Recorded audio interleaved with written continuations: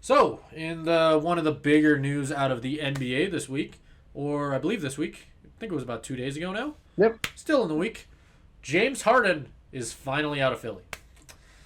The city of brotherly love was not lovely enough for him, I guess, as he is now moving on to LA to go play with pretty much every star you could name from the 2010s, and we're going to have to see if it can work. They now have a starting lineup for the Clippers, and I pointed this out to you, Caleb, of Russell Westbrook, James Harden, Paul George, Kawhi Leonard, and Zubac, which is nuts.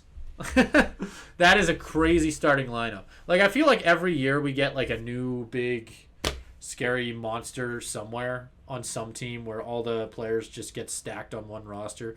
But it is really interesting because I wonder. We talked a little bit beforehand how we both don't necessarily have the biggest expectations for it, just like nobody does, because most people are like, yeah, I've been there, done that, seen this before. What's new, right? It's I'm curious though what you think on this entire thing, just as a, if you think it'll work. Maybe do you think they can potentially find playoff Eh, success with their incredible amount of rest that they will be able to gather together? yeah. Like, I don't know. I feel like what you just said is kind of true about this whole thing. It's like, yeah, you've seen this before. It's the kind of thing where it's like that specific group of players, yes, they all were very good at one point, and or they all another in are their still career. very good. It's They are just still all whether very you good, but can. they're getting older, and this whole super team thing where you just put a bunch of aging stars together, like it's kind of proven to have not worked. I think the last one was the Nets, with what was it, like Well, the Phoenix KD, Suns, you Kyrie, could and argue, is also an example of that with Kevin yeah, Durant, Devin Booker, Chris Paul, like that entire yeah, roster. Yeah, that's very yeah. similar to this. At least that, yeah. I mean, at least they got to the playoffs like that. I think the Nets didn't Yeah. even make it that far just because of Yeah. everything that happens. I think with basketball, it is an interesting thing because I think all the egos of these stars have kind of proven to be too big for just one team. And I think it'll be interesting to see how that plays out here. It's the kind of thing where you're looking at it and it's like Paul George and Kawhi have already been together for so many years, and that's not worked And out for have so many not had. reasons. Yeah. Because injuries and rest and just the chemistry not forming there because they, again, like with all of the other stuff, they haven't even played that many games together. You throw Russell Westbrook in, and he, like, ever since he was like Mr. Triple Double, like he hasn't quite been the same guy. Like there's been a lot of times where he's been more Well, detrimental and to his team. the issue that a lot of people have had with Russell Westbrook, even back when he was Mr. Triple Double, was that he was a more selfish player. It wasn't about winning, it was more about Yeah, accolades. And I think even in more recent years, we see that pop up every once in a while. Despite him no longer, he hasn't been the top guy on a team since whenever probably he left the OKC. Thunder. No, it would definitely be, Yeah, not probably, definitely since OKC. I was trying to come up with a year, but I can't. Maybe 2019. It's been was he it's been a still on long the time. Thunder at that point? He was, I believe. Oh, maybe he was on the Rockets at that point. But even with the Rockets, it was James Harden. You could make the argument that with Yeah, Washington, it was. Um, like Bradley Beal. yeah, I'd honestly say Bradley Beal was the bigger star in that entire equation. And then obviously he goes to the Lakers. I don't have to tell you LeBron's a bigger star than Russell Westbrook at that point. And then he finally went over to the Clippers. And I believe that's all the stops. I'm trying to think, but I don't remember him being on any other teams. But and even when for the majority of the time he was on the Thunder, he played with Kevin Durant. Like Yep. very star-studded lineup. We've seen a lot of players try and play with Russell Westbrook as their starting point guard. And I just think that when you put four ball dominant players on the court at the same time who all want the ball in their hands, there's only one ball. Yep. That's exactly it. It's kind of what I'm talking about when I say like the egos of these four-star players who are all so used to being the guy. Like I don't think one team can handle that. It's like you said, like it's a good way to put it. There's only one ball. And I think that's part of why we see all these super teams collapse. And I think that's why there's not really any hype about this. Because you've seen this in the past where there's been teams that build up these super teams, starting, I think, with the trend. I think the trend started with like Dwayne Wade and LeBron And and I was going to Chris say, Bosh. And, can I quickly jump in right there just to add on to mhm. what you're about to say there? They did work, but the big story that has come out in the last couple of years ever since I believe there was a documentary about that followed Dwayne Wade in some of his last years. It really talked into how there was an actual conversation in the Heat locker room, and Dwayne Wade said that he would go, okay, not all of us can pad the stat sheets. Somebody here needs to be willing to take that backseat role and come in when obviously your talent is still going to be used, but somebody needs to be the star and somebody needs to not be the star. And he decided to take a step back and let LeBron be that guy, and they won championships. Right? Yeah, and that's why that formula hasn't worked since then, right? Like, it's because no other teams have had that part of the equation. And with the Warriors, you could say Steph Curry was willing to go, Kevin Durant, here's the reins. Let's make this thing work. Right? Like, I think there's a lot of, and even before Kevin Durant came there, they were just a more balanced team across the board. Sure, none of them were as big of a star as Steph Curry was, obviously. That was the one big thing. You could argue they obviously were a super team, but it was more because of depth.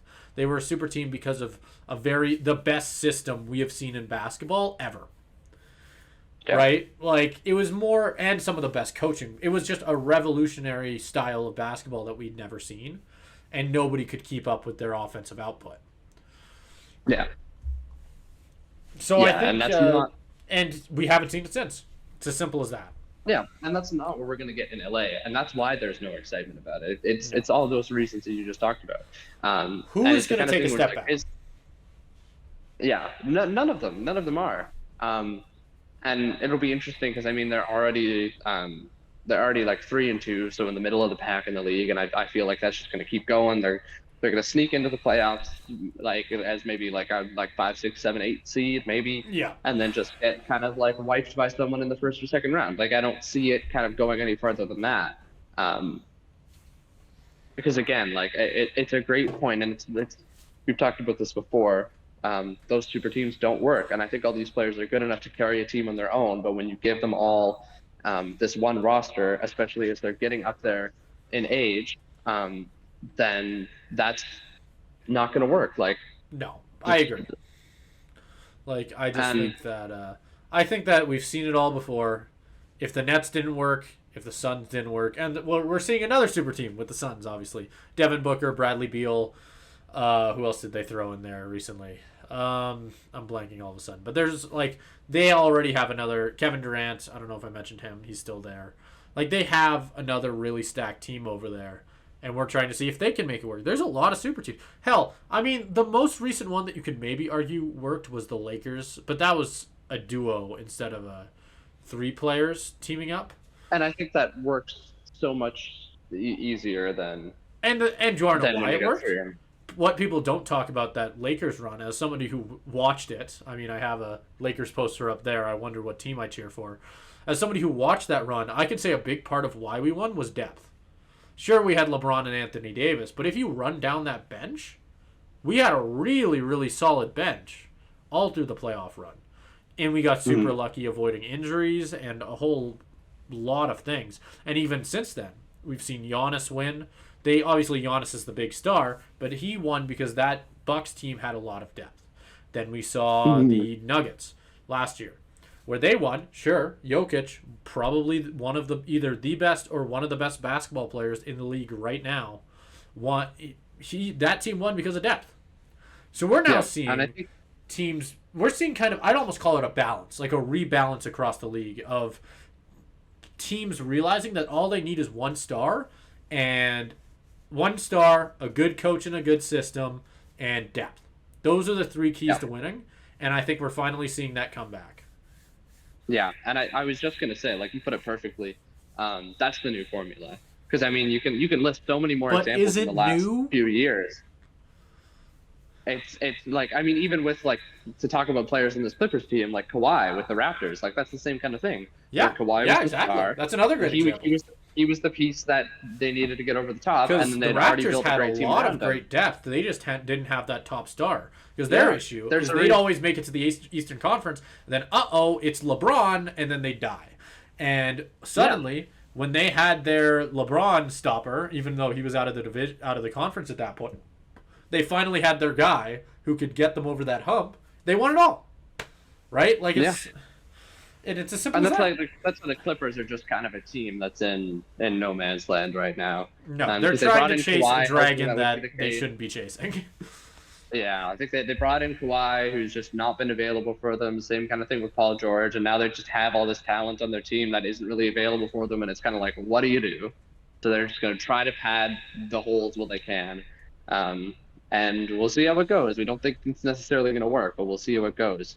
From the 76ers side, Simon, what do you think about this deal for them? Because I know, I mean, it was kind of obvious that it was going to happen at some point. We didn't know to who, but now, like we talked about before, the roster's looking a little bit more barren. You've obviously still got Embiid, and you've pointed out Tyrese Maxey, but around They that, are looking like they have a very bright future. I don't think that. I think it depends on if Joel Embiid wants to stick around past another year or however long his contract has left. I think that I really like Maxi. I think he's a great player. I think he's a really good guard, and he has a lot of potential. I believe in the first however many couple games he's been really really good. I think he's almost been averaging 30 points at points. So he's been really really solid when they've needed him. But I mean, I don't know if it'll be this year. I think they maybe need another couple of years to kind of build around what they have now. I don't think James Harden was ever going to be the thing that really fixed it for them, and I don't think trading for another veteran will be the thing that fixes them. I think they just need to accept the process, maybe, if you will. I think fans are not going to be happy. the thing about is that. no, not 5 years, not 5 years. One, literally give it one more season to like get their shit together, and I think they'll be better. I think they'll be able to come back with a more balanced roster built around Joel Embiid and Maxi, or I'm forgetting his first name. Fake NBA fan. I suck. Where is he? Oh, where's the name? I can't find it. Whatever. I was forgetting his first name, but it doesn't matter. His name's Maxi. He doesn't have a first name. Tyrese Maxey. Tyrese Maxey. There you go. Well, you're wrong, actually. He doesn't have a first name. But anyway, I think that they just need maybe a season to build around their new duo, depending on if Joel Embiid wants to be a part of that new duo. I think that'll really determine it, right? We'll see what ends up happening. Yeah. With them, to your point, I think that their entire future is based on whether they can convince Joel Embiid to stick around. yeah, because he's the guy. Everything starts and ends with him. He is their star, obviously. And James Harden, as much as they were hoping that would come in and make that duo, like it was kind of doomed from the start. I mean, everything that happened recently with him and Daryl Morey, and then just him not meshing well to begin with in that team, which it kind of seems like he's been doing ever since he left the Rockets. I wonder if it's a pattern with everybody they have on that Clippers team. Yeah, I guess it's the kind of thing to where end it off. Depending, let's say that this season goes poorly for James Harden and the Clippers, and James Harden wants out again, and you are the general manager of a contending team that all that you need is a guy who can score, a veteran scorer. Are you looking at James Harden, or are you looking in another direction? Especially if you can get him cheap. I think you have to look at it, but it would be a definite like. You can only bounce around the league so many times until you start to like get worried about that kind of thing. Well, team cancel. Where it's like, yeah. Where I'm looking at that and I'm thinking, ooh, do I want a guy like James Harden on my team? Are you telling me that it was the coach all 4 times? Yeah, like I don't know, like I don't see a team that's built around like I guess you don't know how the rest of the team is built, but like counting on James Harden to deliver a significant portion of your championship run, like I don't see them getting to the finals or winning anything. I don't think I would. I don't think the Clippers are relying on him as their top guy. I don't think that's what they're looking for here, but I still think it'll be. I don't know. I don't think they'll succeed. Just to be clear, I feel like I haven't really actually said that yet. I think I said I wasn't excited for it, but I don't think they'll succeed. I think this will be another Nets team situation where we just see a lot of players not playing and then they suck. So yeah, I think this is kind of just a Hail Mary play from the Clippers. It's like, well, if it works out, then great, but if it doesn't, it's like I don't think they expected to go very far anyways. No, someone was going to have to take James Harden. True. the Clippers may have been a better fit than most because it's like, why not? If you're going all in on the super team of aging stars, why not go Go actually on the all in? big guy, the guy who's known for it. Yep.